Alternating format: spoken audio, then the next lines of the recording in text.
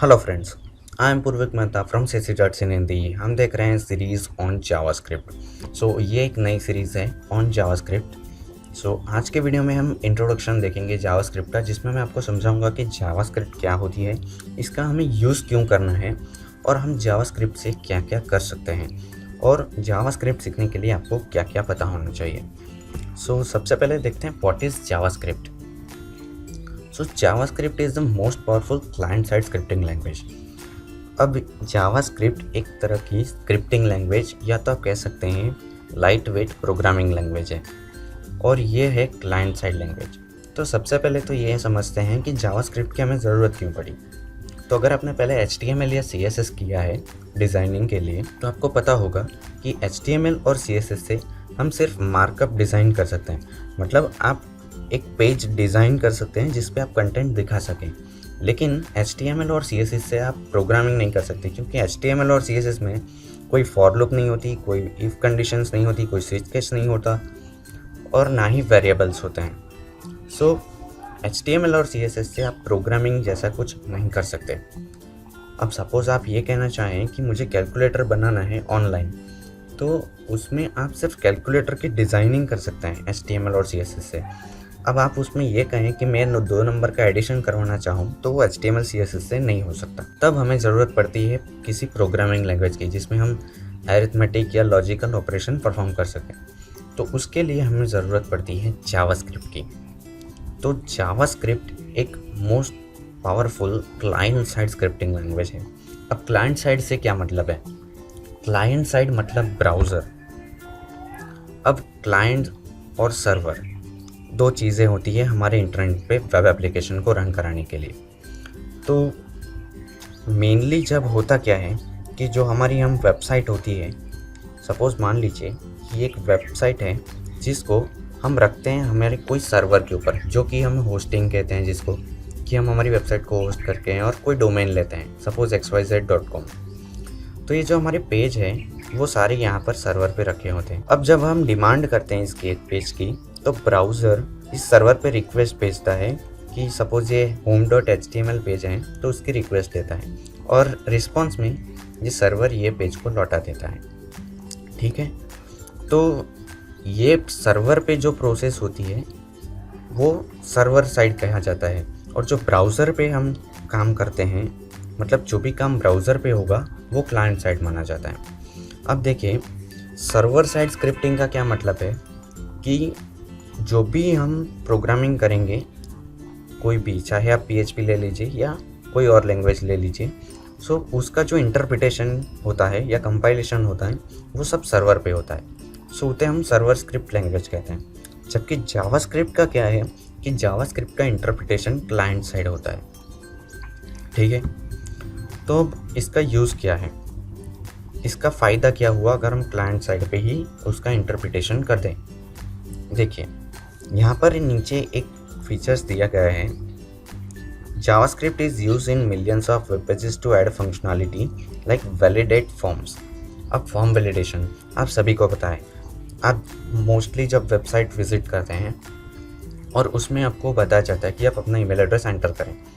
अब email address सही format में अगर ना हो, सपोज़ कोई ने डोमेन पीछे का नहीं लिखा .com, या सपोज़ या कोई ने @ साइन नहीं यूज़ किया, तो वो आपको वहाँ पर ही एरर मैसेज दिखा देता है साइड में कि please enter valid email address. ठीक है, अगर हम ये क्लाइंट साइड लैंग्वेज ना यूज़ करके सर्वर साइड यूज़ करते, तो होता ये कि हमने यहाँ पर जो फॉर्म बनाया है उसमें सपोज़ हमने गलत एंट्री डाली, तो वो रिक्वेस्ट जाती तो सर्वर पे, फिर सर्वर पे पता लगता, क्योंकि सर्वर पे हम स्क्रिप्टिंग लैंग्वेज कर सकते हैं लाइक PHP। अगर आपने सर्वर पे वैलिडेशन की होती तो आप सर्वर से वापस इसको रिस्पॉन्स भेजते कि भैया आपने गलत डेटा भेजा है। हमारा डेटा यहाँ पर स्टोर नहीं हुआ या हमने कुछ रिट्राइव नहीं किया, लेकिन गलत रिस्पॉन्स या गलत डेटा डालने पर हमारी ये रिक्वेस्ट गई और वापस में रिस्पॉन्स मिला, तो इसमें सर्वर पे तो लोड पड़ा। ठीक है, क्योंकि आप देखिए, वेबसाइट कोई ऐसी चीज़ नहीं है कि सिर्फ आपके लैपटॉप पे रन हो।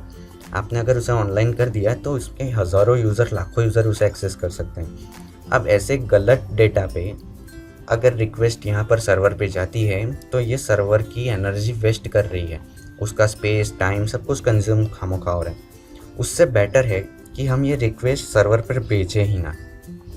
उसको भेजने से पहले हमारे क्लाइंट मशीन पे मतलब ब्राउज़र पे ही वैलिडेट कर लें कि ये डेटा वैलिड है या नहीं। अगर वैलिड है तो ही ये रिक्वेस्ट यहाँ पर जानी चाहिए या वरना नहीं जानी चाहिए। सो इससे हमारा सर्वर के साथ इंटरेक्शन बच जाएगा और सर्वर पे लोड कम पड़ेगा, तो हमारी जो वेबसाइट का रिस्पॉन्स है वो फास्ट होगा ऑनलाइन जब हम इसे रख देंगे तो। ठीक है, तो इसलिए हम क्लाइंट साइड लैंग्वेज का यूज़ करते हैं। ऐसे टास्क जो क्लाइंट साइड मतलब ब्राउज़र पे परफॉर्म हो जाने चाहिए सर्वर पे भेजने से पहले, तो ये यूज़ होता है क्लाइंट साइड लैंग्वेज का। अब देखिए दूसरे, ये सिर्फ एक यही यूज़ नहीं है इसका, ये काफ़ी सारे यूज़ है, वो हम आगे जो स्लाइड्स हैं उसमें मैंने बताया उसमें समझेंगे। So JavaScript is most powerful client side scripting language, और ये काफ़ी पॉपुलर लैंग्वेज इसमें से एक है। काफ़ी सारी स्क्रिप्टिंग लैंग्वेज होती हैं जिसमें से ये सबसे पॉपुलर है, और ऑलमोस्ट सभी पॉपुलर ब्राउज़र्स इसे सपोर्ट करते हैं, like Chrome, Firefox, opera, safari, internet explorer, सभी ब्राउज़र्स जावास्क्रिप्ट को सपोर्ट करते हैं। अब होता ये है कि जावास्क्रिप्ट को यूज़ करने के लिए आपको कुछ डाउनलोड नहीं करना पड़ता। मतलब जैसे आप सी लैंग्वेज को यूज़ करना चाहते हैं तो आपको सी का टर्बो सी डाउनलोड करना पड़ता है, या फिर आपको जीसीसी कंपाइलर डाउनलोड करना पड़ता है, या फिर जावा को आप यूज़ करना चाहें तो जेडीके जेआरई आपको इंस्टॉल करना पड़ता है। जावास्क्रिप्ट में ऐसा नहीं है। जावास्क्रिप्ट आपको डायरेक्टली रन करने की फंक्शनलिटी मिलती है। मतलब अगर आपके पास कोई ब्राउज़र है तो ब्राउज़र के अंदर जावास्क्रिप्ट का इंटरप्रेटर बिल्ट इन होता है, like Firefox, Chrome, internet explorer, opera, safari, सब में ये बिल्ट इन इंटरप्रेटर होता है। तो आपको कुछ अलग से इंस्टॉल नहीं करना पड़ता इसे चेक करने के लिए या रन करने के लिए। फिर जावास्क्रिप्ट को आपको कोड लिखने के लिए भी कोई और चीज़ की ज़रूरत नहीं। इसका कोड आप किसी भी फाइल नोटपैड में भी लिख सकते हैं, कोई भी एडिटर में भी लिख सकते हैं, क्योंकि जावास्क्रिप्ट को हम HTML डॉक्यूमेंट या के अंदर ही लिखते हैं। जो हमारा HTML फाइल होती है उसके अंदर ही हम इसे लिख सकते हैं। ठीक है, तो वो हम आगे के वीडियो में देखेंगे कि उसको कैसे लिखा जाता है, कितने कितने वेज हैं इसको लिखने के। लेकिन ये मैं बता दे रहा हूँ कि जावास्क्रिप्ट को आपको यूज़ करने के लिए कुछ भी डाउनलोड करने की ज़रूरत नहीं है, सिर्फ आपके पास एक ब्राउज़र होना चाहिए। अब कुछ और चीज़ें जानते हैं जावास्क्रिप्ट के बारे में। So JavaScript is a scripting language. अब स्क्रिप्टिंग लैंग्वेज का मतलब ये है कि ये लाइट वेट प्रोग्रामिंग लैंग्वेज होती है। अब लाइट वेट मतलब ये कि ये प्रोग्रामिंग मतलब इसमें आप लॉजिकल अरिथमेटिक ऑपरेशन करवा सकते हैं, लूपिंग यूज़ कर सकते हैं, इफ़ एल्स यूज़ कर सकते हैं, स्विच केस यूज़ कर सकते हैं। लेकिन जो हैवी वेट प्रोग्रामिंग होती है वो नहीं कर सकते, लाइक मल्टी थ्रेडिंग आप इसमें नहीं कर सकते। ठीक है, नेटवर्क की जो चीज़ें होती है वो आप नहीं कर सकते, फाइल हैंडलिंग आप इसमें नहीं कर सकते। ठीक है, क्योंकि और ये सिक्योरिटी पर्पस के लिए ये रखा गया है कि इसमें अगर फाइल हैंडलिंग दे तो काफ़ी सारे इश्यूज होते हैं। सो जावास्क्रिप्ट में आप फाइल हैंडलिंग नहीं कर सकते, मल्टी थ्रेडिंग नहीं कर सकते, लेकिन लाइट वेट प्रोग्रामिंग कर सकते हैं, लाइक अरिथमेटिक और लॉजिकल ऑपरेशन। इसमें फंक्शंस आप यूज़ कर सकते हैं, लूपिंग यूज़ कर सकते हैं। ठीक है, सो इसलिए इसे स्क्रिप्टिंग लैंग्वेज कहा जाता है क्योंकि ये लाइट वेट प्रोग्रामिंग करती है। दूसरी बात, JavaScript was design to add interactively to HTML pages. अब जावास्क्रिप्ट का यूज़ करके आप डिज़ाइनिंग को भी काफ़ी इंटरएक्टिव बना सकते हैं। ठीक है, JavaScript is usually embed to directly into HTML page. जैसे मैंने आपको पहले बताया कि आपको जावास्क्रिप्ट यूज़ करने के लिए कुछ डाउनलोड या इंस्टॉल करने की ज़रूरत नहीं है, आप HTML पेज में डायरेक्टली एम्बेड करके इसे यूज़ कर सकते हैं। तो वो हम आगे हमारे वीडियोस में देखेंगे कि ये कैसे यूज़ होती है। So JavaScript is an interpreted language. ठीक है, अगर आपको कोई पूछे कि जावास्क्रिप्ट कैसी लैंग्वेज है, कंपाइलर इसका यूज़ होता है या इंटरप्रेटर, तो जावास्क्रिप्ट इंटरप्रेटेड लैंग्वेज है। क्यों इंटरप्रेटेड है, ये भी क्वेश्चंस हैं। क्योंकि देखिए, अगर आप सी लैंग्वेज यूज़ करते हैं, आपने की है या जावा यूज़ की है, तो उसमें होता है कि आपको कोड लिखा, फिर उसको कंपाइल करना पड़ता है उसको रन करने से पहले। ठीक है, अगर आप जावा में कोड लिखते हैं तो जावा सी करके आप कंपाइल करते हैं, फिर आप उसे रन कर पाते हैं। लेकिन जावास्क्रिप्ट में ऐसा नहीं है कि आपको पहले कंपाइल करना पड़े। जावास्क्रिप्ट जैसे ही आपका जो HTML पेज है उसको ओपन करेंगे, ब्राउज़र इसे कंपाइल और रन कर देगा, मतलब इंटरप्रेटर और रन कर देगा। तो आपको अलग से इसको इंटरप्रेट या कंपाइल करने की ज़रूरत नहीं होती। जावास्क्रिप्ट ऑटोमेटिकली ब्राउज़र इंटरप्रेट कर देता है, आपको कुछ नहीं करना है, आपको सिर्फ उसको डायरेक्टली रन करना है, ठीक है। फिर है everyone can use JavaScript without purchasing a licence. मतलब जावास्क्रिप्ट को यूज़ करने के लिए आपको कोई लाइसेंस बाय नहीं करना है, क्योंकि ये ओपन सोर्स है। आपको कुछ भी इसके लिए कोई लाइसेंसिंग फ़ीस या कुछ भी देने की ज़रूरत नहीं है। फिर एक कंसेप्ट है कि जावा एंड जावास्क्रिप्ट। काफ़ी लोग अगर नए हैं तो उन लोगों को ये कन्फ्यूज़न होता है जावा और जावास्क्रिप्ट के बारे में कि are Java and JavaScript the same. So Java और जावास्क्रिप्ट बिल्कुल भी सेम नहीं है, क्योंकि जावा और जावास्क्रिप्ट दोनों डिफरेंट तरीके से वर्क होता है। उसका जो स्ट्रक्चर है, डिज़ाइन पैटर्न है, दोनों का बिल्कुल अलग है। तो जावास्क्रिप्ट जावा से बिल्कुल अलग है, क्योंकि जावा में आप स्टैंड अलोन एप्लीकेशन बना सकते हैं जो कि सिर्फ आपके कंप्यूटर पे रन हो, नेटवर्क पे रन होने वाली एप्लीकेशन बना सकते हैं, उसमें मल्टी थ्रेडिंग यूज़ कर सकते हैं, लाइक गेम बना सकते हैं उसमें आप, फिर वेब एप्लीकेशन भी बना सकते हैं। जबकि जावास्क्रिप्ट को आप सिर्फ वेब पेज मतलब HTML पेज के साथ ही यूज़ कर सकते हैं। सो ये सिर्फ वेब पे ही यूज़ होता है। और जैसे हमने पढ़ा, जावास्क्रिप्ट एक लाइट वेट प्रोग्रामिंग लैंग्वेज है, मतलब स्क्रिप्टिंग लैंग्वेज है, तो ये मल्टी थ्रेडिंग जैसे कंसेप्ट को सपोर्ट नहीं करता। सो जावा और जावास्क्रिप्ट दोनों डिफरेंट थिंग्स हैं। जावा एक फुल्ली फंक्शनल प्रोग्रामिंग लैंग्वेज है जिसमें आप कुछ भी बना सकते हैं। जैसे आप एंड्रॉयड, आपको पता ही है कि एंड्रॉयड जावा पे बेस्ड है। सो ये सब कुछ जावा में होता है, लेकिन जावास्क्रिप्ट सिर्फ और सिर्फ वेब के लिए बनाई गई लैंग्वेज है। सो आप सिर्फ वेब के साथ ही जावास्क्रिप्ट का यूज़ कर सकते हैं। सो जावा एंड जावास्क्रिप्ट दोनों टोटली डिफरेंट थिंग्स हैं। Now what JavaScript can do. अगर आपको सीखना है तो आपको पता होना चाहिए कि जावास्क्रिप्ट क्या क्या कर सकता है। So JavaScript can put dynamic text into HTML। तो आपने सपोज HTML यूज़ किया है तो आप उसमें कई सारे टैग्स यूज़ करते हैं, लाइक H1, P टैग, ठीक है। अगर आपको डायनामिकली इसमें कोई टैग्स डालना है, मतलब सपोज कोई बटन क्लिक हो तो एक हेलो वर्ल्ड प्रिंट हो जाए, मतलब, और वो हेलो वर्ल्ड H1 टैग के अंदर प्रिंट हो, मतलब बड़ा सा हेडिंग स्टाइल में नेम प्रिंट हो जाए, तो ये आप जावास्क्रिप्ट से कर सकते हैं। अब ये इवेंट हैंडलिंग, मतलब वही मैंने जो बताया कि आप बटन पे क्लिक करना, ये एक इवेंट है। सो आप क्लिक करें तब कुछ हो, उस तरह की फंक्शनलिटी आप जावास्क्रिप्ट से जनरेट कर सकते हैं। JavaScript can read and write HTML elements and JavaScript can read and change the content of an HTML element.